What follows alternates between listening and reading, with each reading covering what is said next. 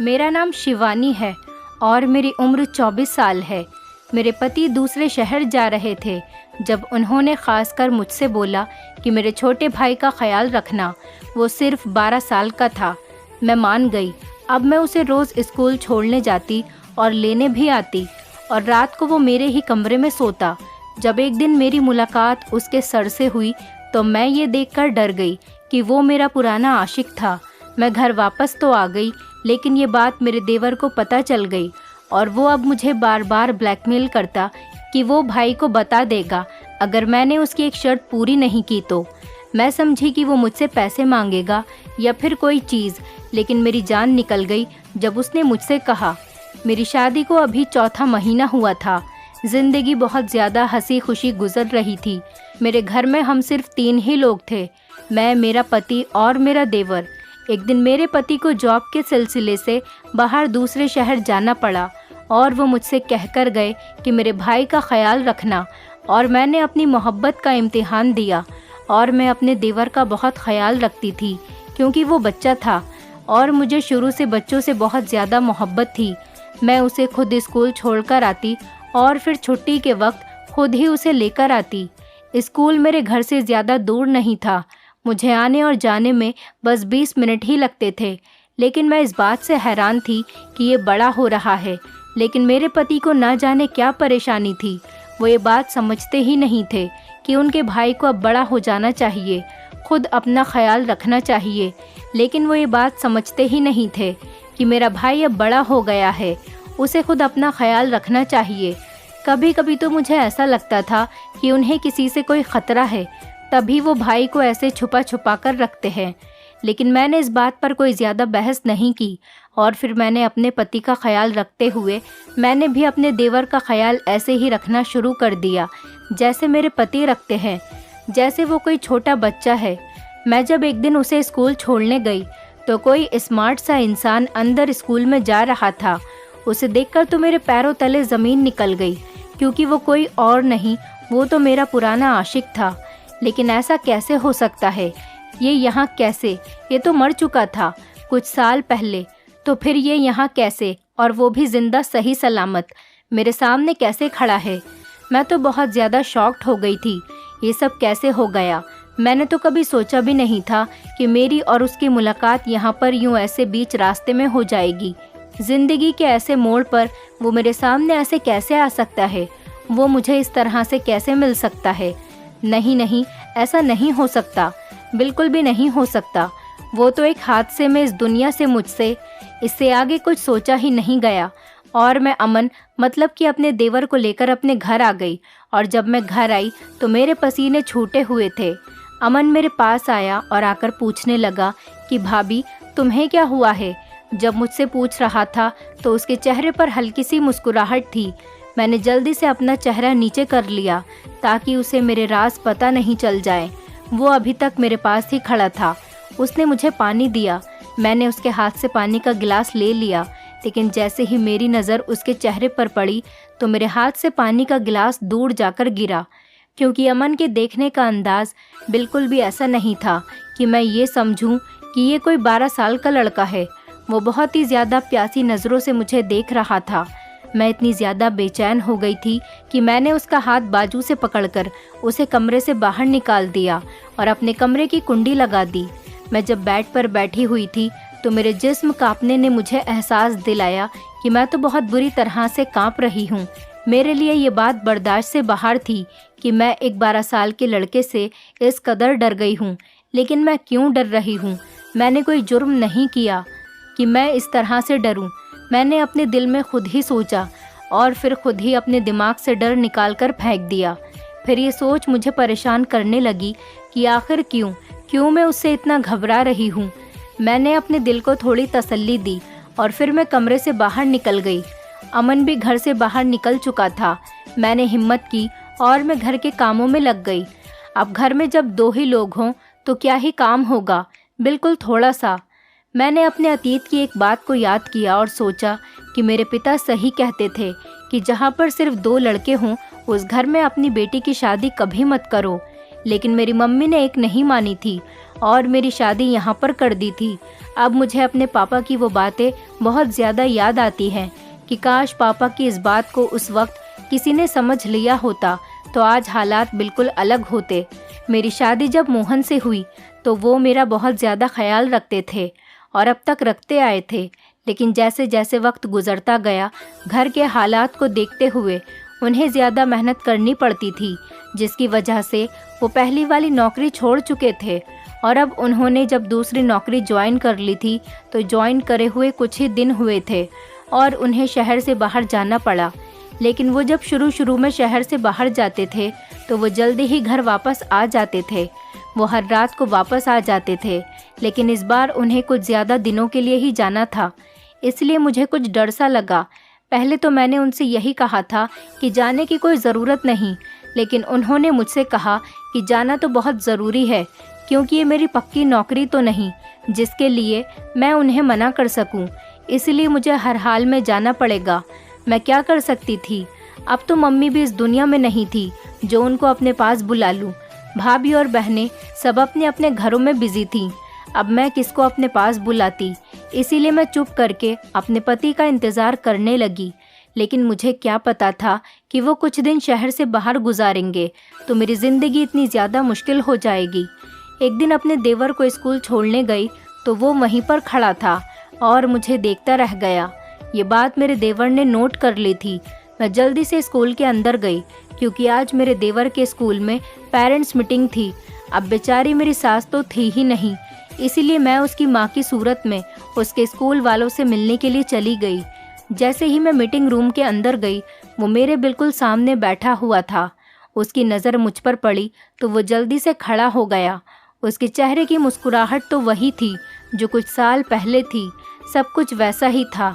वो बिल्कुल भी तो नहीं बदला था, सिवाय इसके कि अब उसके चेहरे पर थोड़ी उदासी छाई हुई थी। वो बचपन अब नहीं था। मैंने जल्दी से चेहरा नीचे कर लिया, लेकिन शायद देर हो चुकी थी। वो पता नहीं कितनी देर तक मुझे ऐसे ही देखता रहा। तभी अमन ने उसे सर कहकर उसका ध्यान मेरी तरफ से हटाया। उसने बोला, सर ये मेरी भाभी हैं।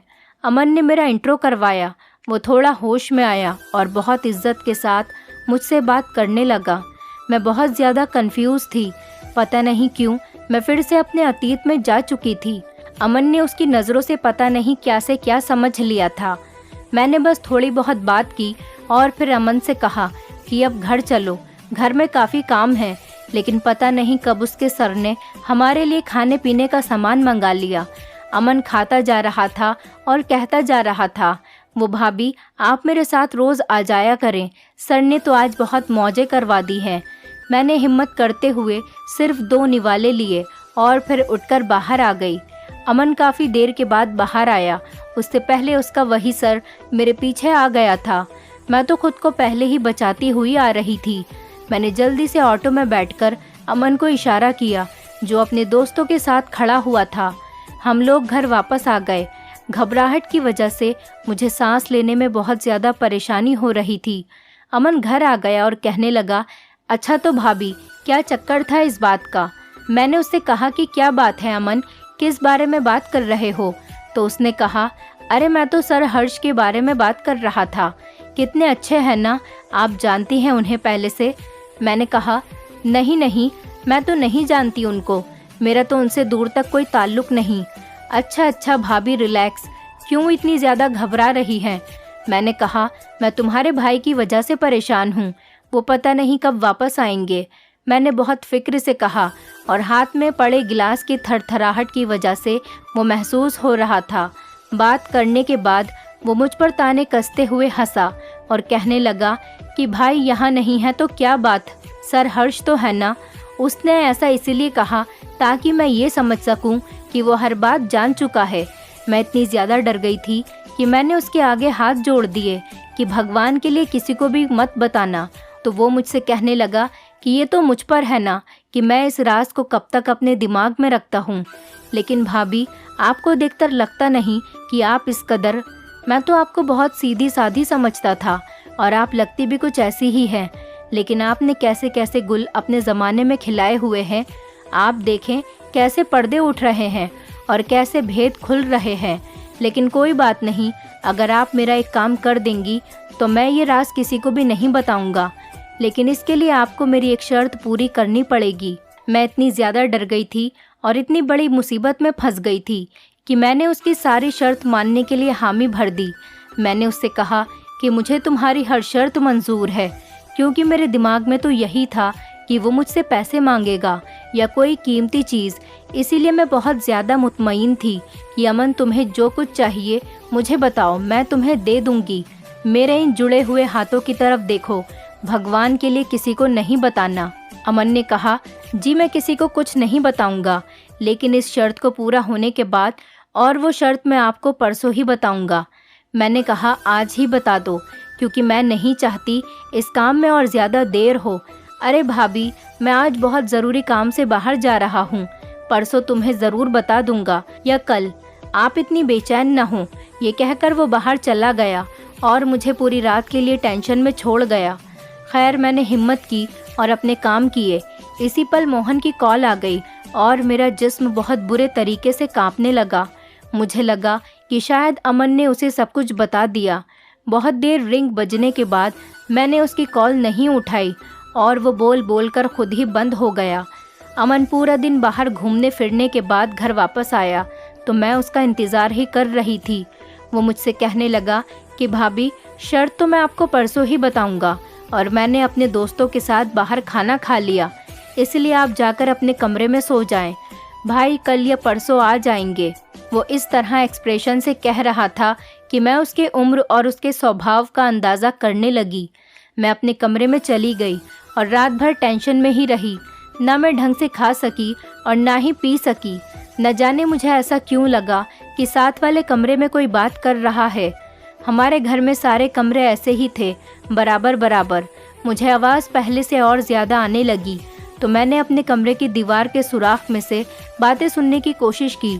मेरे पैरों तले से तो ज़मीन ही निकल गई, क्योंकि साथ वाले कमरे में मेरा देवर एक औरत के साथ चिपक के बैठा हुआ था।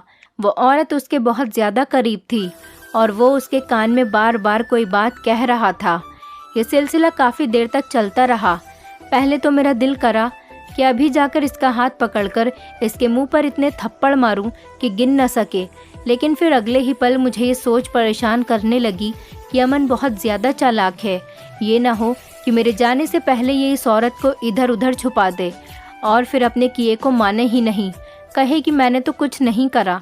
इसीलिए मैंने 1-2 दिन इंतज़ार करने का सोचा कि मैंने इसे अगर दोबारा इस हालत में देखा तो फिर मैं इसे कभी भी माफ़ नहीं करूँगी। खैर, बहुत ही मुश्किलों से ये रात गुजरी। कल गुड फ्राइडे था, इसीलिए उसको स्कूल नहीं जाना था। उसके स्कूल की छुट्टी थी, इसीलिए मैं भी बेफिक्री से सोई रही। लेकिन जैसे ही मुझे याद आया तो मैं जल्दी से उठी और जाकर अमन को जगाया। वो एकदम हड़बड़ा के उठ गया और कहने लगा कि भाभी, कम से कम छुट्टी वाले दिन तो मुझे आराम से सोने दिया करें। वो मैं कह रही थी कि मैं गरम गरम नाश्ता बनाने जा रही हूँ, तुम भी खा लो। वो मेरे चेहरे की तरफ देखने लगा, फिर भी मुझसे बिना कुछ कहे ही मेरे पीछे पीछे किचन में आ गया। वहाँ स्टूल पर बैठा और साथ ही जमाई के ऊपर जमाइयाँ लेने लगा। मैंने उससे कहा कि क्या बात है, रात भर सोए नहीं हो क्या? मैंने तो एक नॉर्मल सी बात की थी, लेकिन वो मेरी बात का गलत मतलब ले गया और कहने लगा कि भाभी, रात को जागना तो आपका काम है, किसी की यादों में। मैं भला मासूम सा बच्चा क्या करूँगा रात को जागकर? मैं इसकी इस बात पर बहुत ज़्यादा शर्मिंदा हो गई और फिर और कोई बात ना कर सकी। वो बहुत मज़े से नाश्ता करने लगा और जब पेट भर गया तो वो मुझसे कहने लगा कि भाभी, मेरी बात सुने, आप यूं ही न डर जाया करें, बहुत अच्छी हैं आप, और आप मेरी शर्त सुन लीजिए। मैं एक ही शर्त पर भाई को ये बात नहीं बताऊंगा, अगर आप मेरी ये बात मान लेंगी। और इसके बाद अमन ने मुझसे जो कुछ भी कहा वो सुनने की हिम्मत मैं कहाँ से लाई। मैंने किस तरह से वो बात सुनी और किस तरह से वो बात सह सकी, ये तो मेरा भगवान ही जानता है। मैंने कहा, अमन, आखिर तुम्हें शर्म क्यों नहीं आई ये बात कहते हुए? आंसू मेरी आंखों से तेज़ी से बह रहे थे।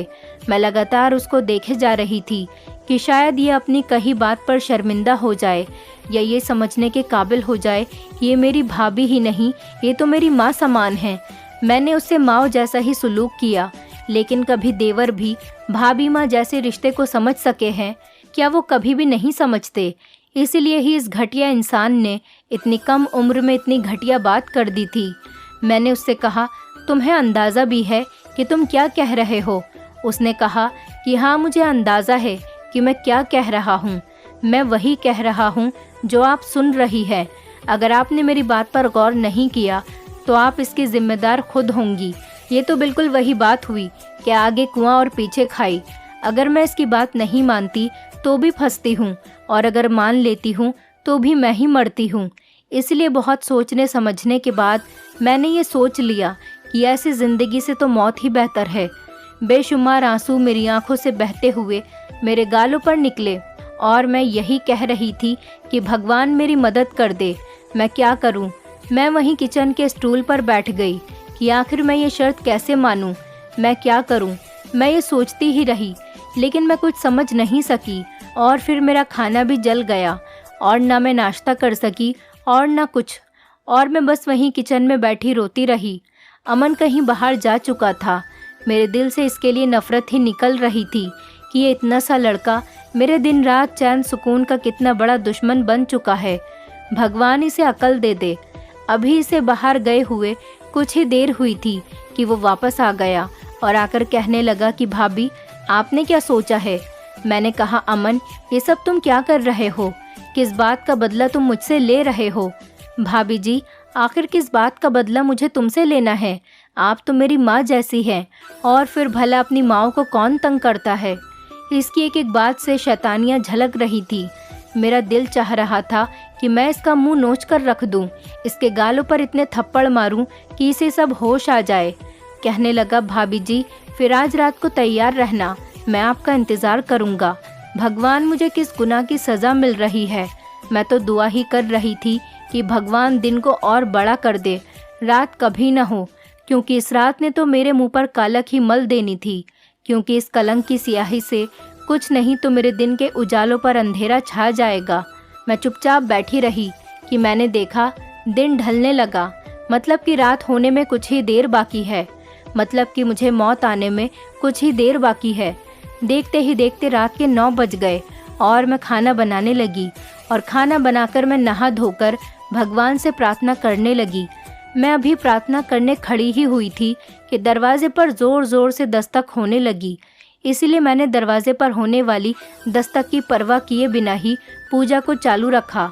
दस्तक अब तक हो रही थी, लेकिन मैं इस पाप से बचने के लिए भगवान के सामने ही खड़ी रहना चाहती थी। अब दरवाजे पर होने वाली दस्तक रुक चुकी थी और मैं पूजा भी कर चुकी थी। तभी मुझे बाहर वाला दरवाज़ा खुलने की आवाज़ आई। मैं तेज़ी से उठी और मैंने अपने कमरे की कुंडी लगा दी। दरवाजे पर अमन ही था। उसके पास घर की डुप्लीकेट चाबी होती थी, इसलिए वो घर में आ चुका था। उसने मेरे दरवाजे पर खूब खटखटाया, लेकिन मैंने दरवाज़ा नहीं खोला। बस उसकी आवाज़ आई कि भाभी, आप अपने लिए खुद मुसीबत इकट्ठा कर रही हैं। आपको अपना खुद एहसास नहीं है तो कोई आपका एहसास किस तरह से करेगा। वो काफ़ी देर तक दरवाजे पर खड़ा होकर बोल बोल कर चला गया, लेकिन मैंने भी सोच लिया था कि आज की रात मैं भी दरवाज़ा नहीं खोलूँगी, फिर चाहे कुछ भी हो जाए, देख लूँगी। पूरी रात मैंने सुकून से सोकर गुजारी, और फिर सुबह उठते ही मैं किचन में गई और मैंने अमन से कहा कि आज से तुम खुद ही स्कूल चले जाया करो, क्योंकि मुझे बहुत सारे काम होते हैं। वो मेरे मुंह की तरफ देख रहा था। उसने मुझसे एक भी शब्द नहीं कहा। साथ में उसने अपना बैग उठाया और घर से बाहर निकल गया, लेकिन मैं कुछ ही देर के बाद रास्ता बदलकर उसके पीछे ही चली गई, क्योंकि मैं भी देखना चाहती थी कि ये किन कामों में पड़ा हुआ है और उसकी जान पहचान किन लोगों के साथ है, क्योंकि उसकी जितनी उम्र थी उससे तो बहुत बहुत बड़े काम ये कर रहा था। मैं उसके पीछे पीछे चल रही थी। उसको पता नहीं था कि मैं उसके पीछे आ रही हूँ, और मैं रास्तों को बदल बदल कर चल रही थी। मैं उसके स्कूल पहुँची तो मैंने गार्ड से पूछा कि अमन स्कूल पहुँच गया, तो वो मुझसे कहने लगा कि हाँ, वो तो पहुँच गया है। मैं कुछ मुतमईन सी होकर घर की तरफ लौट आई। मैं घर की तरफ जब लौट रही थी तो सर हर्ष मुझे रास्ते में मिले और मुझसे कहने लगे कि तुमने मेरे साथ ऐसा आखिर क्यों किया। वो मुझसे गुस्से में था और मेरी तरफ लगातार देख रहा था। मैंने पहले तो तेज़ तेज़ चलना शुरू कर दिया, लेकिन जब उसे लगातार अपने पीछे आते हुए देखा तो मैं एक जगह रुक गई और मैंने उससे कहा कि अगर अतीत नहीं भुलाया जाता तो उस वक्त तुम्हें गायब नहीं होना था, और अब जब मैं अपने घर में बहुत ज़्यादा खुश हूँ तो तुम मुझसे ये सब बातें क्यों करवाने की कोशिश कर रहे हो? तुम्हें क्या लगता है कि तुम्हारे ये सब करने से मैं अतीत में चली जाऊंगी? तो ऐसा कभी नहीं होगा, ये तुम्हारी भूल है। मैं उसे जल्दी से सुनाकर और तेज़ी से चलती हुई अपने घर की तरफ आ गई और घर में आ गई। मैं बहुत हैरान हो गई कि दरवाजे पर लगा ताला अब दरवाजे पर नहीं था। मैं घर में गई तो मुझे ये देखकर बहुत ज़्यादा खुशी हुई कि घर में मोहन खड़े थे, लेकिन वो हमेशा की तरह मुस्कुरा नहीं रहे थे। वो थके हुए थे, लेकिन मैं एकदम से जाकर उनके सीने से लग गई। वो जल्दी मुझे एक तरफ करके कमरे में चले गए। मैं उनके इस व्यवहार से बहुत ज़्यादा परेशान हुई कि ये अचानक क्यों हो रहा है और क्या हो रहा है। एकदम से मेरे दिमाग में आया कि अमन ने शायद इन्हें कुछ गलत बता न दिया हो। वो नहाकर जब बाहर निकले तो मैंने उनसे कहा कि मैं नाश्ता बना चुकी हूँ, आ जाओ कर लो। तो उन्होंने बहुत ठंडे लहजे से जवाब दिया कि मैं नाश्ता करके आया हूँ। मैंने उनके करीब जाकर पूछा कि मोहन कुछ हुआ है क्या? तो वो मुझसे कहने लगे कि नहीं, अभी कुछ हुआ तो नहीं, लेकिन बहुत जल्द बहुत कुछ होने वाला है, तुम जाओ मौज करो। मैं टिप टिप रोने लगी और ये सोचने लगी कि भगवान किसी भी तरह मेरे अतीत से मेरा पीछा छुड़वा दे। मैं नहीं जानती कि मेरे कौन कौन से पाप इतने ज़्यादा हैं जिसकी वजह से मुझे ऐसी सज़ा मिल रही है। अमन के आने पर मोहन का मूड बिल्कुल ठीक था और वो उससे हंस हंस कर बातें कर रहे थे। मेरे दिल में अमन के लिए बहुत ज़्यादा नफ़रत आ चुकी थी कि ये लड़का मेरे लिए बहुत बड़ा बवाल बन चुका था। मोहन ने मुझसे कहा कि अब मैं आ गया हूँ तो कुछ दिन के लिए अच्छा रहेगा कि तुम अपनी मम्मी के यहाँ पर होकर आओ। लेकिन मैं क्यों जाऊँ, अभी तो आप घर वापस आए हैं, मुझे कहीं नहीं जाना। लेकिन भगवान को कुछ और ही मंजूर था कि तभी शाम को मेरे घर से कॉल आ गई कि छोटी भाभी की तबीयत बहुत ज़्यादा ख़राब है, इसलिए मुझे जल्दी से वहाँ जाना होगा। मोहन मुझे वहीं मम्मी की तरफ घर के बाहर उतार के वापस आ गए।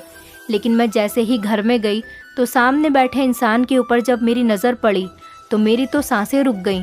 सामने सोफे पर ही हर्ष बैठा हुआ था।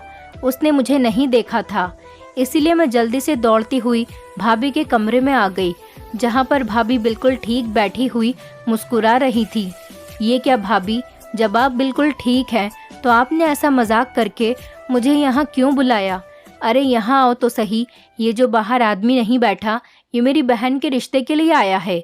मैंने इसे यहीं पर ही बुला लिया ताकि तुम्हारे भाई इससे खुलकर मिल लें और साथ ही एक दूसरे से बातें कर लें, क्योंकि इसके माता पिता नहीं हैं और इसे जो कुछ करना है खुद ही करना है। भाभी बहुत ही ज़्यादा खुश होकर बता रही थी। मैं उनके मुंह की तरफ देख रही थी। अगर आपको इससे रिश्ता करना है तो मुझे झूठ बोलकर यहाँ पर बुलाने का क्या मकसद बनता है? मैं सच में भाभी से नाराज़ हो चुकी थी, इसीलिए कोई बात भी नहीं कर रही थी। वो मुझे मनाने की लगातार कोशिश कर रही थी, लेकिन मैं एक तरफ मुंह बनाकर बैठ गई। कुछ देर बाद ही भाई ने हम सब से कहा कि खाना लगाएं। मैंने ना चाहते हुए भी खाना लगाया और इस पर मुसीबत की कि मुझे वो खाना वहाँ उसके साथ बैठकर खाना भी पड़ा। हर्ष की नज़रें लगातार मुझे ही देख रही थी तो मैं बहुत ज़्यादा परेशान हुई। अभी हम खाना खा ही रहे थे कि अमन और मोहन वो दोनों भी यहाँ आ गए।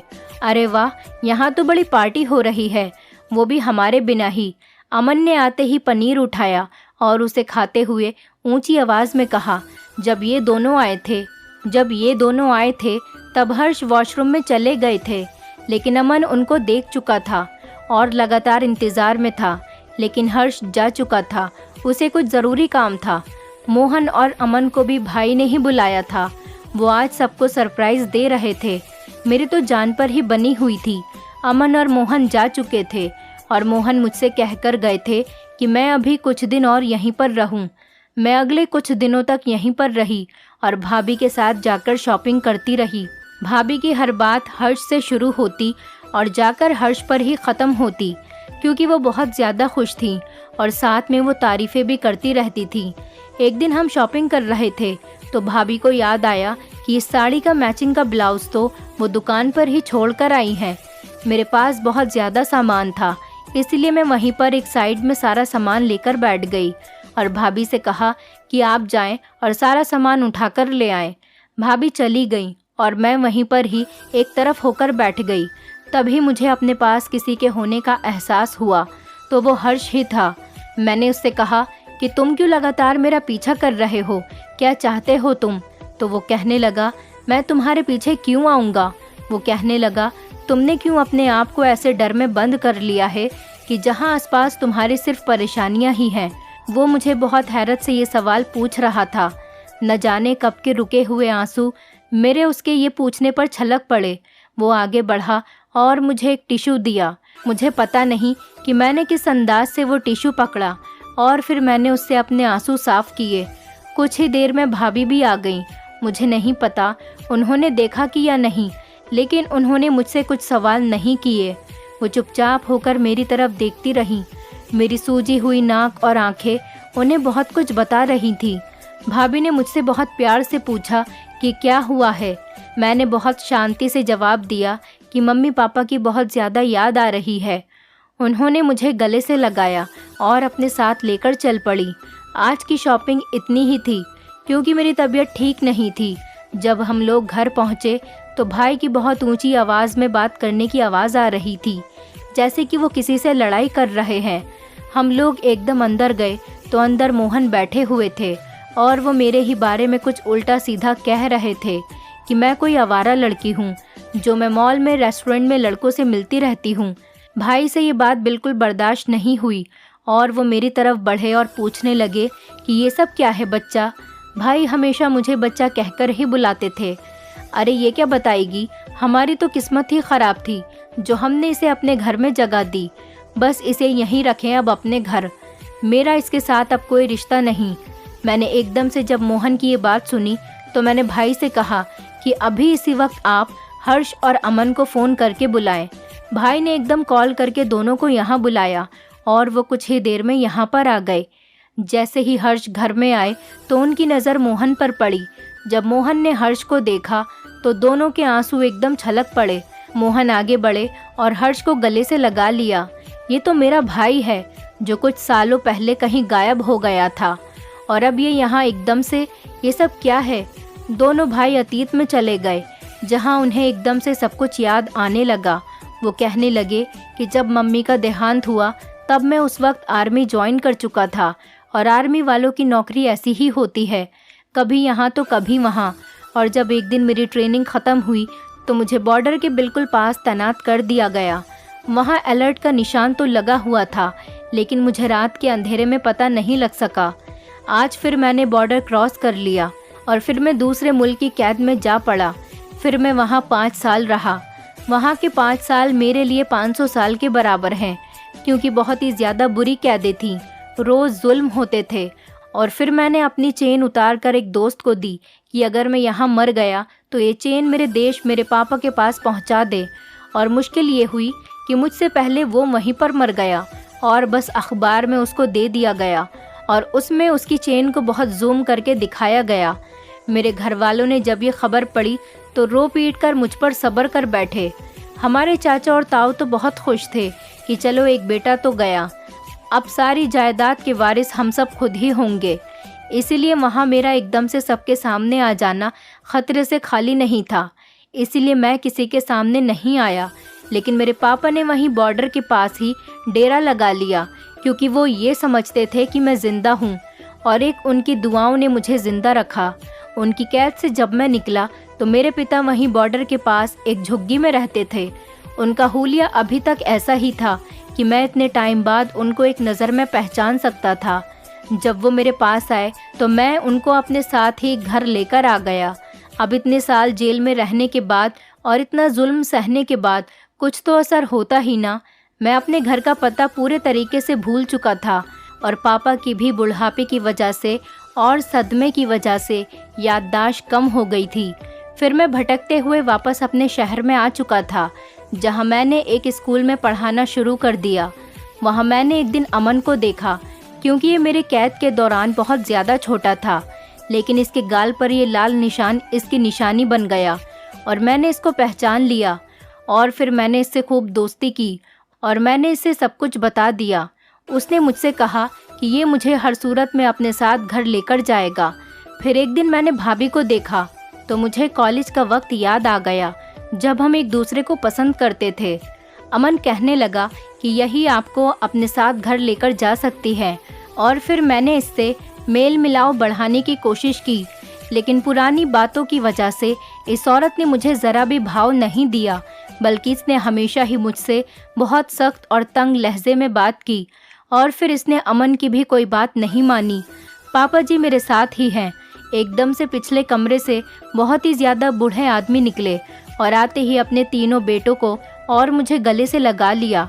अब हम सब बहुत ही ज़्यादा खुश थे, लेकिन अमन की खुशी तो दुगनी थी, क्योंकि वो सबसे छोटा होने की वजह से सबसे ज़्यादा अपने माँ पापा को मिस करता था। लेकिन उसे माँ तो नहीं मिल सकती, लेकिन इतने सालों बाद उसके पापा उसे मिल गए थे। अब हम सबके चेहरे खिले हुए थे। हम बहुत ही ज़्यादा खुश थे। मोहन ने सबके सामने मुझसे माफ़ी मांगी थी और मैंने भी उनको दिल से माफ़ कर दिया था।